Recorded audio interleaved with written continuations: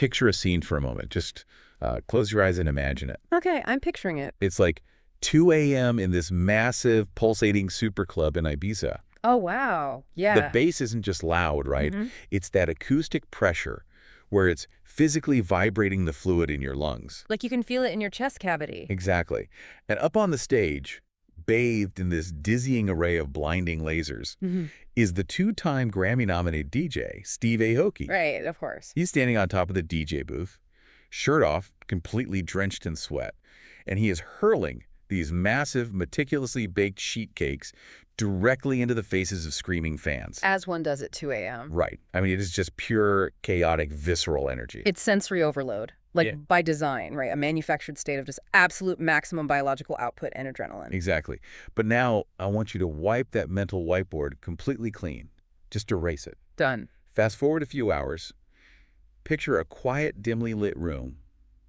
That exact same man is sitting in perfect, monk-like stillness. The contrast is already wild. It gets crazier. He is wearing a high-tech neurofeedback headband that is actively reading the microvolts of electricity passing through his skull Wow.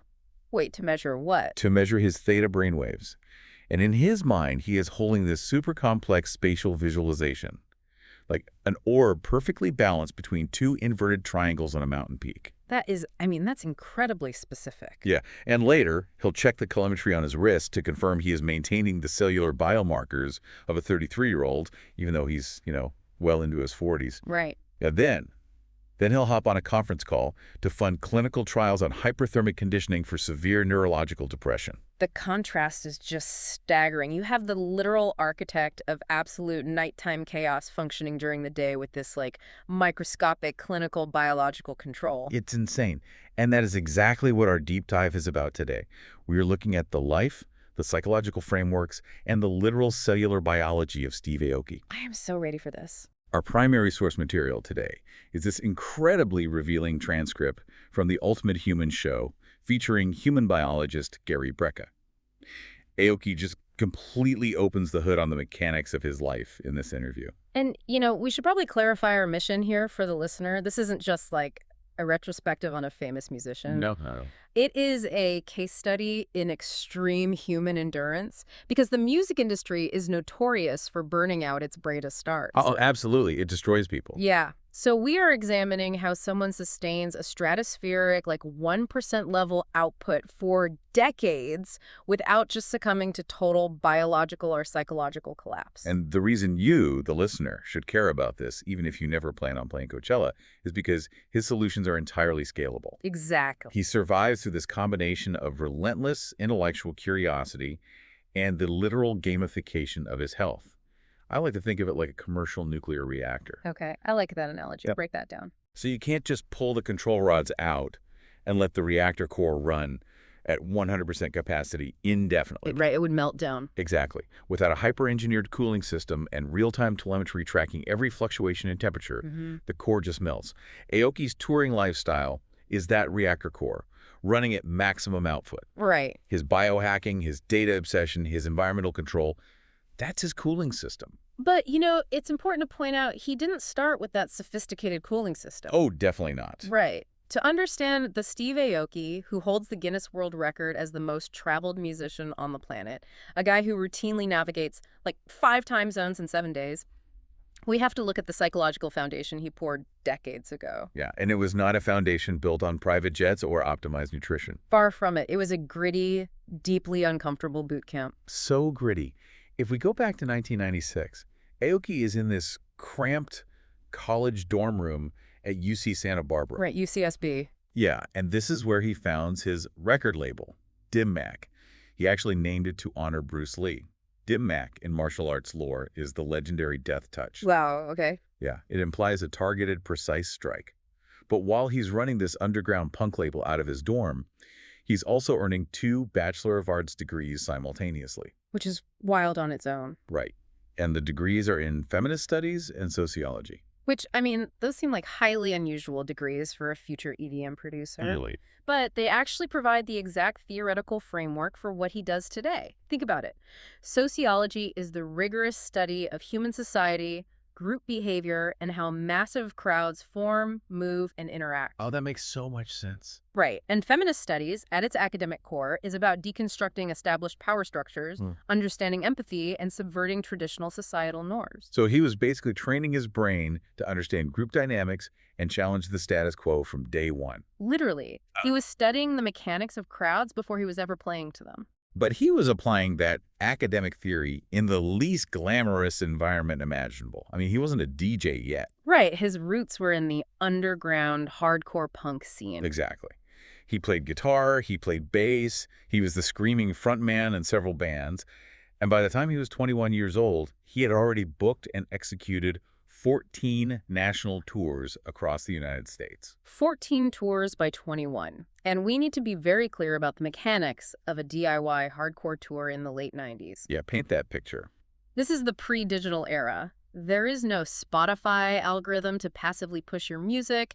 There's no viral TikTok marketing campaign you can just spin up. None of it. Yeah. If you wanted to promote a show, you were literally standing on a sidewalk handing out Xerox flyers to strangers. Yeah, they were pressing their own music on 7-inch vinyl records, usually in limited runs of like 500 copies. It was just so much physical labor. Exactly.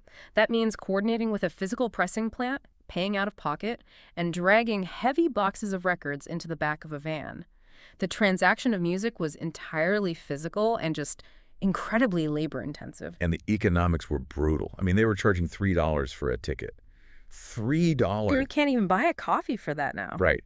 And every single cent of that door money went straight into the gas tank of whatever broken down econoling van they were driving to the next city. Yep. And over the course of those 14 tours, Aoki notes that he did not stay in a single hotel, not once. That is just, I mean, it forces a fascinating psychological adaptation. How so? Well, when you are pouring your absolute soul into an endeavor for an audience of maybe a dozen people, and your financial reward is exactly zero, you experience a sort of ego death. Wow. Yeah, that makes sense. You're performing purely for the intrinsic love of the art. There is no external validation to prop you up, no money, no fancy green rooms. He describes finishing a set where he is drenched in sweat, his vocal cords are shredded, and he's played his heart out for a crowd of maybe 15 people. Yeah. And then he would have to take the microphone, look at those 15 people, and literally beg them for a piece of floor to sleep on. And if no one offered, they just slept upright in the freezing van. I find this entirely antithetical to how modern fame works, you know. Oh, completely. Today, an artist can create a 15-second hook in their bedroom, it catches a digital tailwind, and suddenly their very first experience of live performance involves luxury tour buses, massive writers, and immediate wealth. They start at the finish line. Precisely. They skip the friction entirely. But that friction is exactly what builds the mental callus. Oh, yeah. Because Aoki endured that floor sleeping phase, his baseline for luxury was permanently recalibrated. He mentions in the interview that when he eventually transitioned to being an electronic DJ, simply getting a rundown 2-star motel room and a couple free drink tickets felt like a mind-blowing luxury. Like he had won the lottery. Exactly. He felt like he had totally made it. When your baseline is a freezing van, a cheap mattress is a revelation. I think there's a really vital concept here for you listening. Yeah, definitely. We so often try to hack our way out of the uncomfortable, unrewarding, floor sleeping phase of our own careers or projects. But looking at Aoki's trajectory, that gritty phase is exactly what forged the psychological resilience he relies on today. It's the foundation. But, that punk rock energy, that chaotic need to sweat and scream and physically collide with an audience, it didn't just evaporate when he traded his guitar for a DJ setup. Right. But it did create a massive operational problem for him. It really did. Because playing a guitar provides this immediate tactile physical release, right? You are striking strings. Yeah, it's visceral. Standing behind a pair of CDJs, which are those massive Pioneer media players DJs use, is a completely different physical experience. You are pushing buttons, twisting EQ knobs, adjusting pitch faders. It's very contained. Exactly. You are physically isolated from the crowd by this massive table of electronics. And for a long time, he really didn't know how to handle that isolation. No, he struggled with it. Up until about 2009, he admits his coping mechanism was essentially to just entertain himself. Oh, yeah. He talks about this. He would stand behind the booth, down alcohol, and get incredibly drunk while playing his sets. He was the party. but he was entirely disconnected from the audience. He was just in his own world. Right. And he realized this was a dead end. I mean, it was physically unsustainable, obviously, but more importantly, he felt like he was checking out of the shared experience. So at Coachella 2009, he initiates this massive paradigm shift. He changes his internal framing from, I am a DJ mixing tracks, to I am a physical entertainer. Which is a huge distinction. Massive. He decides he has to completely obliterate that invisible wall between the booth and the crowd. Which naturally requires introducing an element of unscripted physical danger back into the performance. Obviously. So he brings out super soakers and just blasts the crowd. But then, this is so funny, he takes it to an absurd extreme. The boat. The boat. He brings a massive inflatable rubber raft onto the stage, throws it onto the outstretched hands of the audience, jumps inside, and literally crowd surfs in a boat. From a logistical standpoint, that is just a nightmare. It's hilarious because EDM tracks are usually meticulously structured, right? Often with these really tight 3-minute durations. Yeah, very precise timing. So Aoki would be out there sailing on a sea of human hands 50 yards away from his equipment, and suddenly he realized the track only had 20 seconds left before dead silence. Oh, no. Yeah. He'd be screaming at the crowd, scrambling over people, desperately trying to get back to the stage to mix the next song before the music just abruptly stopped. That is so chaotic. But that panic, that total lack of safety, that is the punk ethos returning. He placed himself literally in the hands of his audience. He really did. And this drive to physically interact, it evolved into his most famous and perhaps most misunderstood calling card. The cake. The caking. It started so organically, too. In 2011, he bought a cake from a local bakery to promote a specific track. Right, the autoerotic track. Exactly. Right. He brought it on stage, and the crowd was just baffled. They assumed it was someone's birthday or something. Yeah, they didn't know what to do with it. But in any crowd of thousands, there's always one chaotic, neutral individual looking for an extreme experience. Always. Someone begged him to throw it. He did. Someone filmed it, and it just exploded on YouTube right at the dawn of the viral video era. It really became a cultural phenomenon. I mean, he has caked over 20,000 people. 20,000. Now, I know what you're thinking listening to this. It sounds like a cheap slapstick gimmick. Sure, it sounds absurd. And Aoki actually wrestled with that perception. Yeah. In 2015, he retired the cake entirely. Wait, really? He stopped doing it? Yes. He wrote a deeply serious 2,000-word manifesto for the Daily Beast titled, "To Cake or Not to Cake." You're kidding. A manifesto about throwing cake. I am dead serious. He was explaining that he wanted to be respected purely for his musical production, not just as the guy who throws baked goods at people. Wow. He was really feeling that tension between pure artistry and a raw spectacle. He was. But the fans practically rioted. They demanded the ritual back. They wanted the cake. That's amazing. So he embraced it. But he didn't just bring it back, he engineered it. Today, he has a 6-page legal cake writer that every venue promoter must strictly follow. 6 pages. For a cake? Yes. It dictates the exact dimensions, the weight, and the ingredients of the cake. I mean, I guess if you're throwing it at people's heads. Exactly.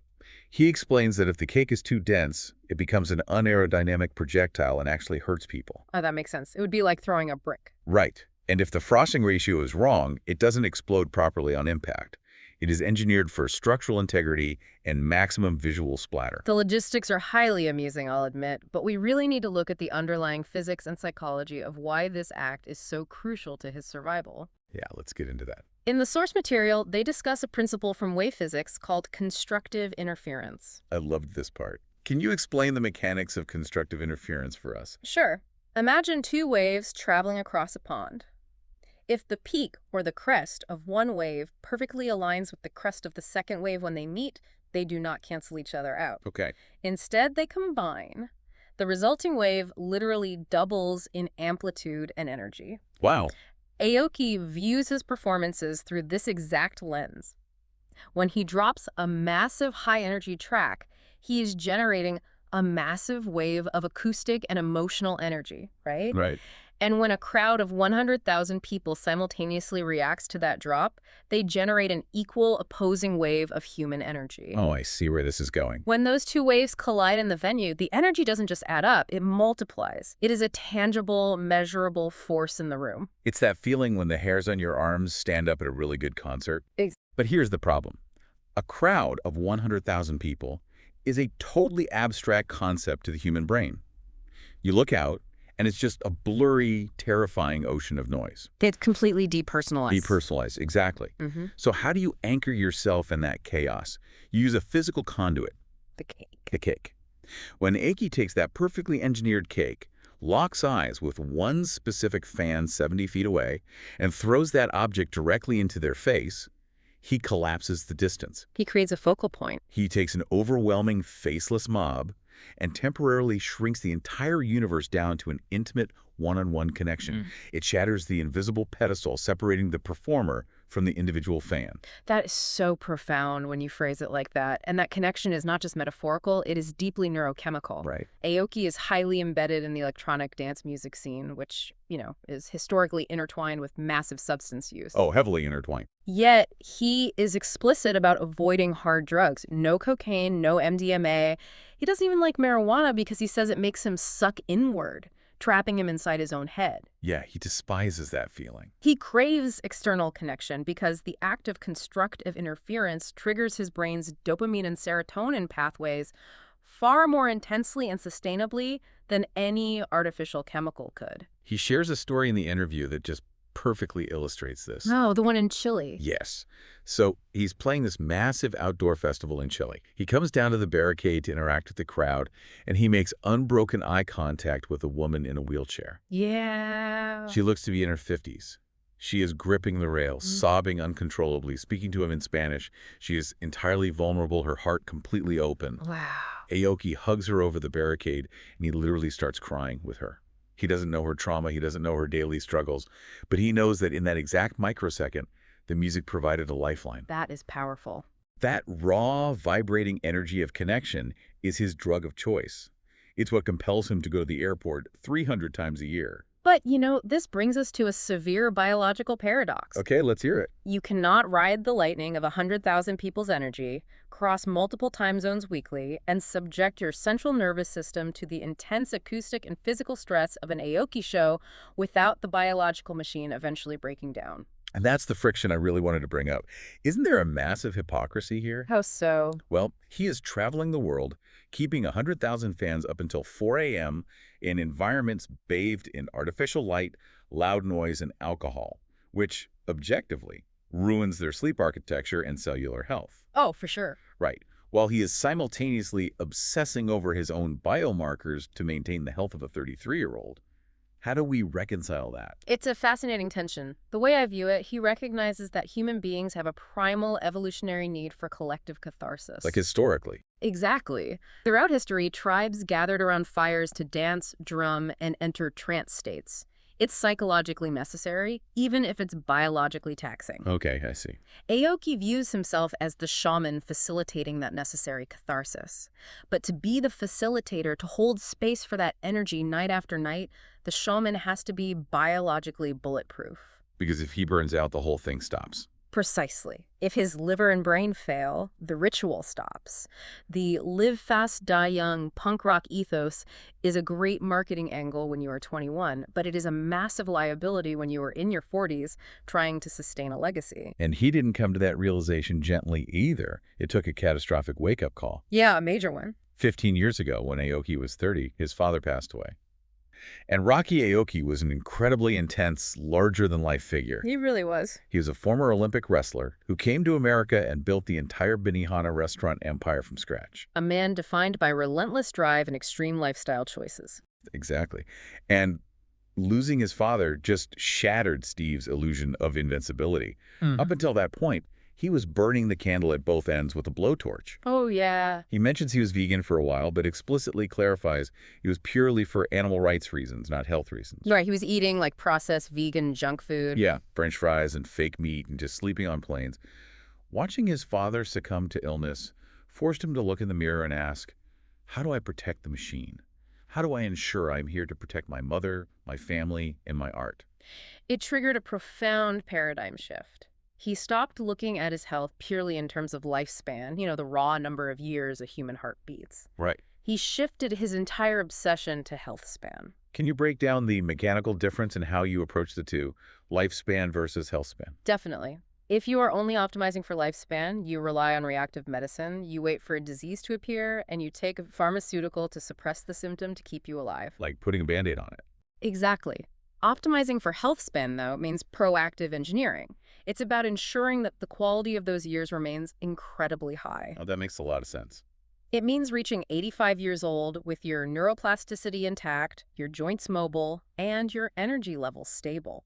The source material uses a brilliant phrase.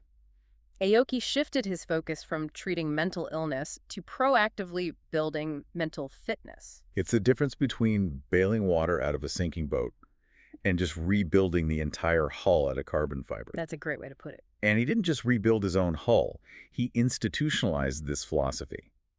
In 2012, he founded the Aoki Foundation, specifically focusing on brain health and advanced neurological research. He really put his money where his mouth is. He did. His stated goal is to operate in the gray area between science fiction and science fact. He wants to find researchers doing things that sound impossible and fund them until they become medical reality. Which leads us directly to the specific clinical research they highlight in the interview. Yes, let's talk about this. Aoki tapped into his network, specifically individuals like Joe Rogan and Dr. Rhonda Patrick, who are sort of central nodes in the biohacking community, to find a researcher named Dr. Mason at UCSF.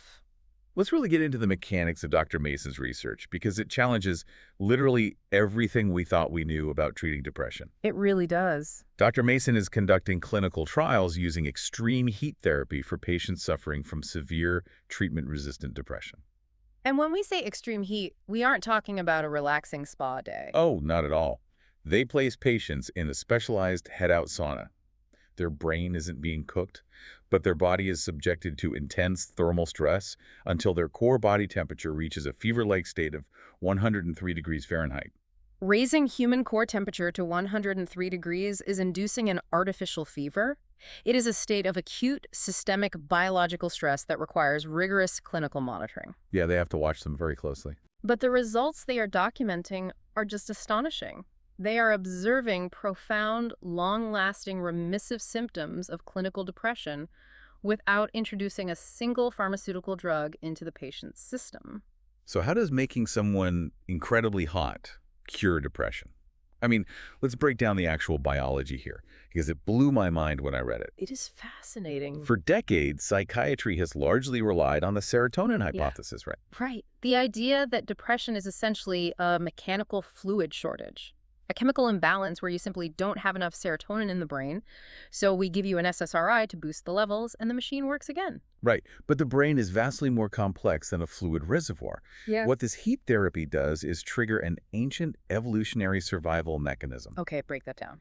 When your core temperature hits 103 degrees, your body genuinely believes it is under attack, perhaps by a severe infection or some extreme environmental danger. It basically hits the panic button. Exactly. It hits the panic button, and when it hits that button, it releases a flood of what are called heat shock proteins. Heat shock proteins are fascinating. You can think of them as the body's emergency cellular repair crew. Yes. When your body gets that hot, the proteins inside your cells actually start to misfold and lose their shape. Which is bad. Which is very bad. So the heat shock proteins rush in like chaperones. They find these damaged, misfolded proteins and either repair them back to their proper shape or tag them as garbage to be cleared out of the cell entirely. Wow. It's a massive biological fire drill that clears out cellular debris and inflammation. And we are increasingly learning that severe depression is heavily linked to neuroinflammation. Bingo. So by inducing this artificial fever, they are tricking the body into deploying its own heavy-duty anti-inflammatory repair crew across the blood-brain barrier. So smart. It promotes neurogenesis, the growth of new neurons, and fundamentally alters the landscape of the brain. It shifts our understanding of pathology entirely, really. In what way? It suggests that depression might not always be an isolated disease of the brain, but rather a symptom of the body losing its ability to properly trigger these innate stress responses. We are literally utilizing the physical body to heal the mind. It's incredible. And this foundational understanding of how stress and recovery alter biology is the exact bridge to our next section. Right. Having established why Aoki is so obsessed with his health span, we really must examine the how. How does a man in his late 40s fly across the globe, play 3 shows in a weekend, and still possess the comprehensive blood panel of a 33-year-old. He achieves it through relentless daily tactical application. The foundational pillar of his approach is a complete psychological reframing. Aoki treats himself, quite literally, as an elite competitive athlete. He says in the transcript, "I'm always in competition, so I have to focus on what I need to be efficient." Right. When you view yourself as a professional athlete, your entire day is restructured. Every single action is either preparing for the performance or recovering from the performance. There is zero wasted biological movement. Zero. And his primary tool for managing the extreme output is what he calls mini resets. Tell me about those. He does not rely on the traditional model of working yourself to exhaustion for 6 months and then taking a 2-week vacation to recover. He recovers in the micro moments. Let's look at the hours before and after a massive show, for example. Okay, let's do it. The jet lag is crushing him, right? Yeah. Before this optimization phase, he admits he would have chugged a Red Bull, forcing his adrenal glands to dump cortisol and artificially spiking his alertness. Which so many people do. Today, he touches zero artificial stimulants before a set. He walks out onto the stage tired. Wow, really? Yes, he relies entirely on that constructive interference we talked about, the raw acoustic and human energy of the crowd, to naturally wake his nervous system up. It's an elegant solution. He just lets the environment do the heavy lifting. Exactly, but the truly difficult part is the come down. Oh, I bet. The moment the show ends, his adrenaline is through the roof. Most artists ride that wave into the after party, drinking until 6 a.m. to slowly numb the high. Right. Aoki refuses. He goes back to the hotel or the bus, and he trains his body to crash immediately. He forces sleep on command. That requires immense autonomic nervous system control. And his primary mechanism for achieving that control is meditation. But true to his nature, he doesn't just meditate traditionally, he gamifies it. His meditation technique is fascinating because it's so visually demanding. He meditates everywhere, especially in transit on planes, in the back of cars. Yeah. He closes his eyes and visualizes a highly specific, complex geometric structure. This is the orb thing, right? Yes. Yeah. He pictures a single point like a mountain peak. On top of that point, he balances an inverted triangle. On top of the flat base of that triangle, he balances a perfect, glowing, spherical orb. Wow. And holding that orb from the top is another inverted triangle. It's a brilliant cognitive anchor, really. Traditional mindfulness often focuses on the breath, which, can sometimes leave too much mental bandwidth available for intrusive thoughts to slip in. Oh, definitely. Like, did I leave the stove on? Exactly. By forcing his brain to construct and stabilize a complex, multi-layered spatial geometry, he is occupying so much cognitive processing power that travel anxiety, rumination about the next show, or stress about record sales simply don't have the bandwidth to exist. But because he is a data-obsessed biohacker, he doesn't just trust his subjective feelings. Of course not. He wants empirical proof that his brain is actually resting. So, while holding this visualization, he wears a neurofeedback headband. He mentions a specific Japanese device called the V. This is where the gamification becomes literal. Explain how the headband actually works. Like, what is it actually reading? The device is equipped with EEG sensors that press against the forehead. It is actively reading the microvolts of electrical activity generated by millions of neurons firing simultaneously in his brain. Okay. It is specifically looking for the frequency of those electrical pulses. When you are awake, alert, and engaged in conversation, like we are right now, your brain produces fast-moving beta waves. Right. When you close your eyes and relax, it slows down into alpha waves. Aoki's device is calibrated to look for theta waves. Why theta? Theta waves are much slower. They are typically generated during deep, restorative REM sleep or during incredibly profound, advanced meditative states. So it's like a really deep healing state. Exactly. Theta is the frequency where the brain is actively repairing cellular damage, clearing out toxins, and consolidating long-term memories. So the headband reads his electrical output and feeds it into an app on his phone. It gives him a real-time score. Yeah. If his data waves drop, he knows he's successfully holding the geometry and actually repairing his brain. If his beta waves spike, he knows he just got distracted and started daydreaming about a new track. Right. He literally views it as a video game. Yeah. He calls it leveling up his HP health points and his XP experience points. Gamification is arguably the most powerful behavioral modification tool we have. Really? Oh, absolutely. Human beings are evolutionarily wired to respond to clear metrics, progress bars, and immediate feedback loops. Like getting a high score. Exactly. By turning his brainwaves and blood biomarkers into a role-playing game where he is the main character trying to level up his stats, Aoki completely removes the drudgery and chore-like nature of health maintenance. It's no longer a diet, it's a quest. Exactly. It's a quest. But I love that the transcript reveals even the ultimate biohacker is still a flawed, anxious human being. Oh, this part is so relatable. Right. He faces the exact same technological neuroses we all do.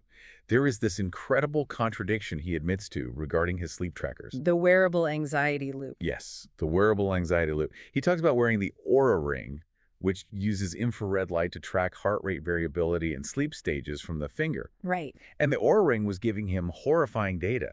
It was telling him that even if he lay in bed for 7 hours, he was only getting 10 to 30 minutes of REM sleep a night. Which is terrifying.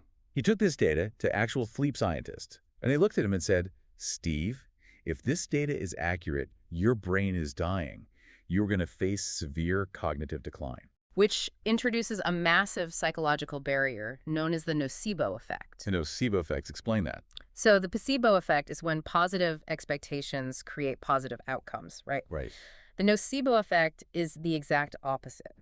It's when negative expectations literally create negative physiological outcomes. The data itself, the fear of not sleeping, triggers a massive cortisol release. Wow. And that cortisol actually destroys the sleep architecture. Measuring the system breaks the system. So what does he do? Does he cancel his tour? Does he retire? No. No. He looks at his other wrist. He notices that his Whoop strap and his Apple Watch, which track via optical sensors on the wrist, are giving him slightly more optimistic REM data. Yeah. So he literally just takes the Aura Ring off and throws it in a drawer. He actively chooses the devices that give him the numbers he prefers. It's a brilliant, pragmatic negotiation with his own anxiety.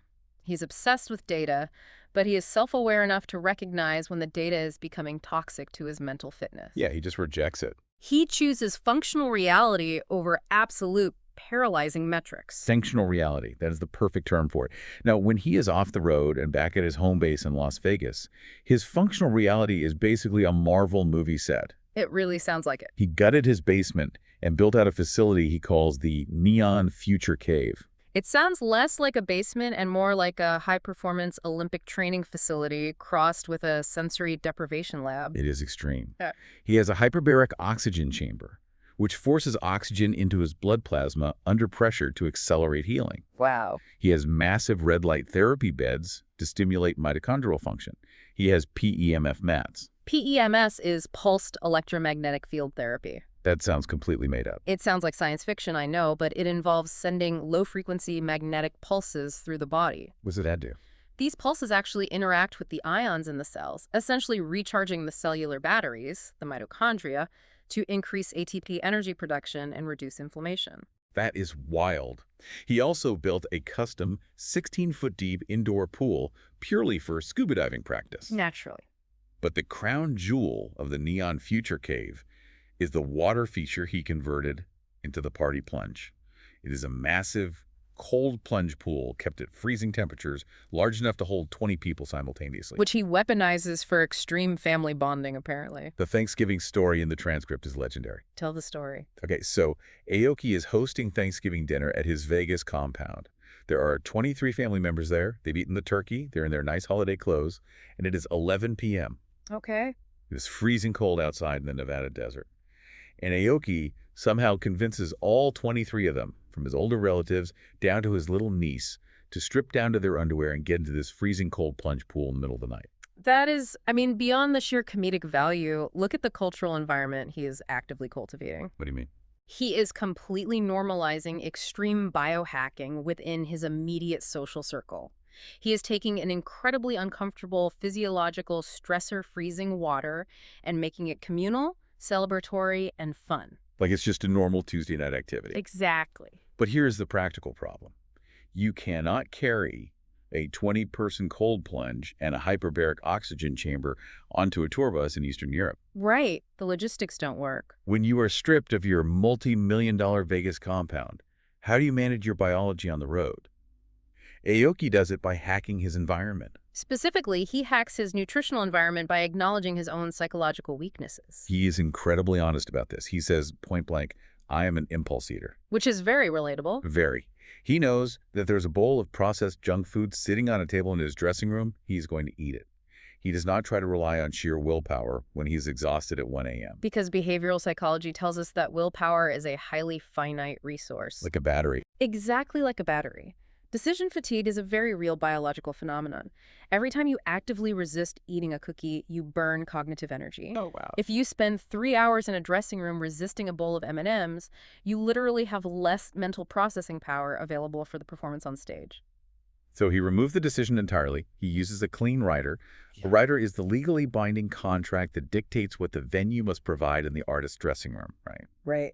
Aoki's rider demands organic vegetable trays, clean energy bites, and strictly non-processed whole foods. No junk. No junk. And he says if anyone on his 20-person crew wants to eat junk food or drink alcohol, they are absolutely free to do so, but they cannot bring it into his immediate physical perimeter. It is a textbook application of choice architecture. It's architecture. Yeah.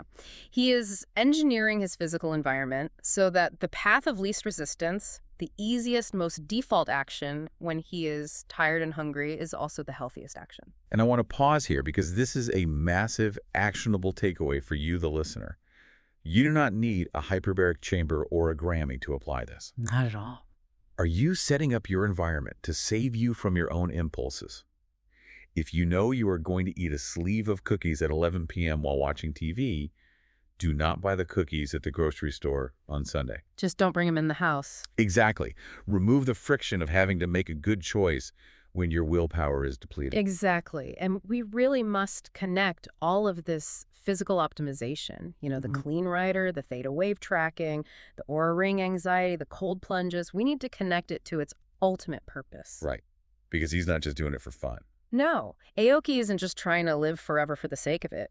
These biohacks are the scaffolding that supports his primary output, his creative process. Right. The optimized brain is a deeply curious brain. When a brain isn't bogged down by neuroinflammation and sleep deprivation, it has the bandwidth to explore. And Aoki's curiosity is arguably his greatest superpower.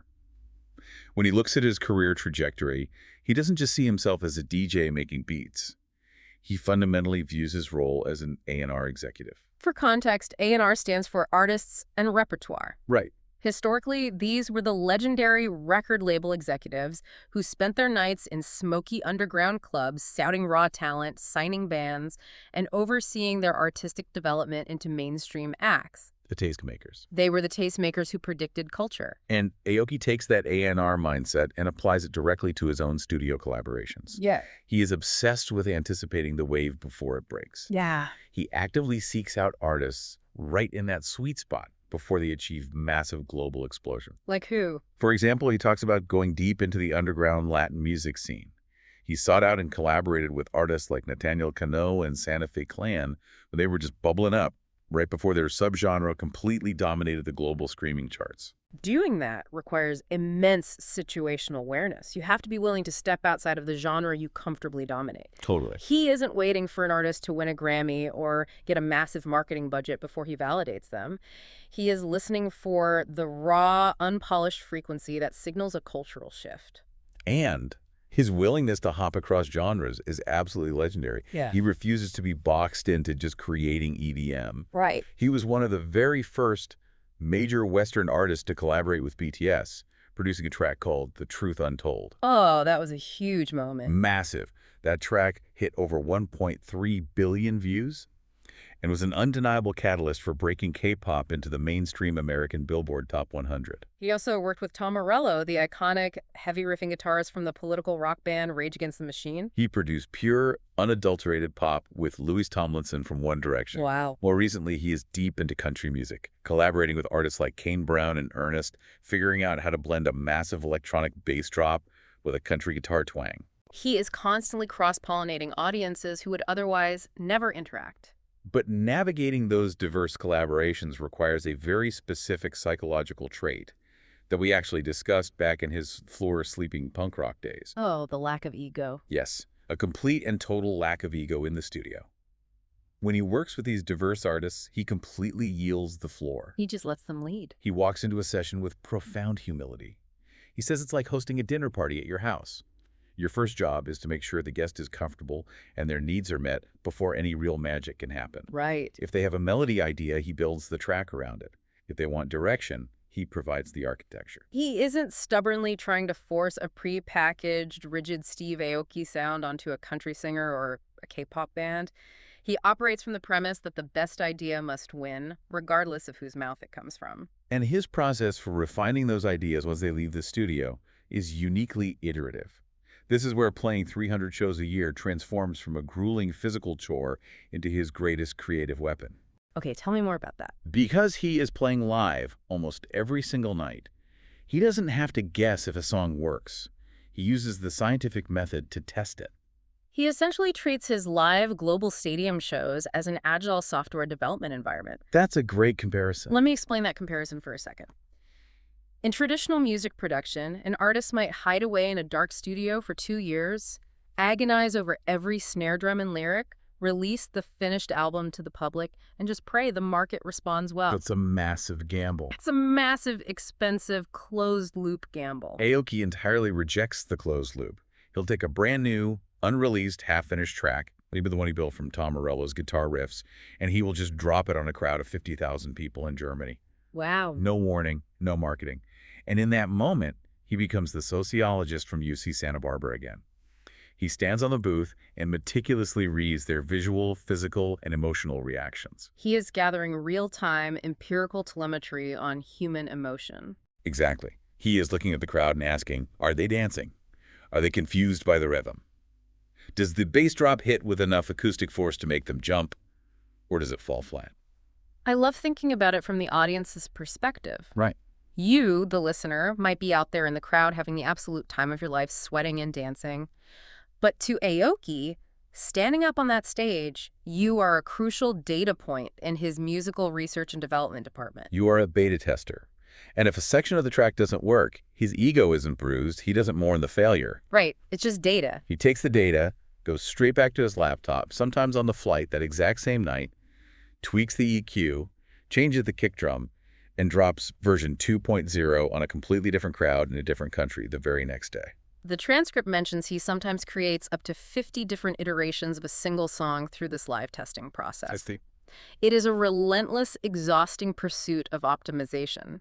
Form a hypothesis with a beat, run the experiment on a crowd, gather the data, iterate the file, and repeat. But sometimes, the experiment just fails entirely. Yeah, that happens. And he accepts that. Yeah. He talks about how there are incredible tracks, amazing collaborations with massive artists that he's played live and tweaked that will literally never see the light of day. Really?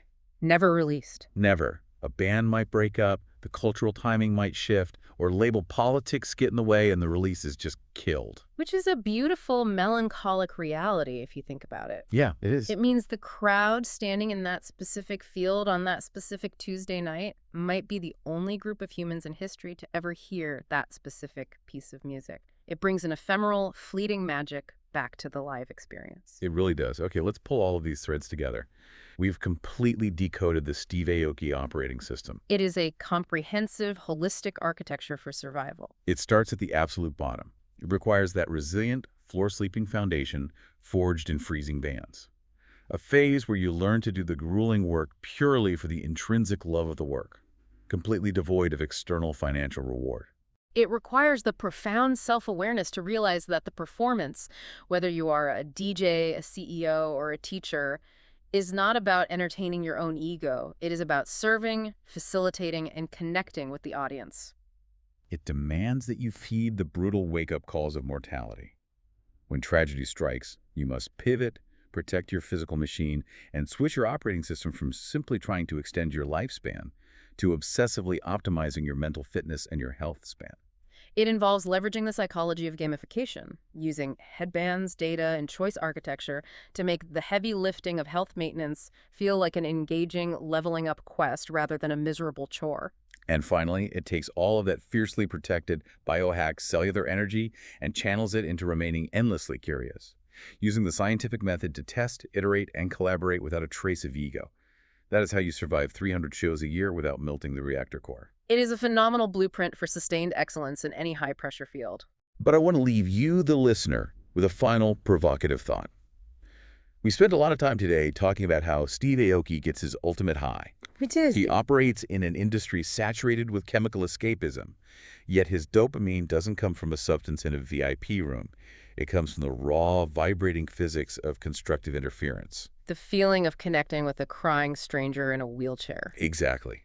He has optimized his entire biological system, built a literal hyperbaric cave in his basement, and measures the microvolts in his brain, all to maximize his ability to experience that one pure feeling safely and repeatedly. Right. So here is the question for you to mull over today. What is the one pure constructive feeling in your life that you love the most? I love that question. Is it the feeling of finally solving a complex architectural problem? Is it the quiet, tech-free connection of reading a book to your child at night? Is it the adrenaline of closing a massive negotiation? Whatever that specific feeling is, what would happen if you stopped treating your health as a generic chore? What if, instead, you treated your daily habits, your sleep data, and the food in your environment as the vital mission control required to protect and amplify that exact feeling? That changes everything. Take care of your biological engine so you can keep throwing your own version of the cake. We'll see you next time.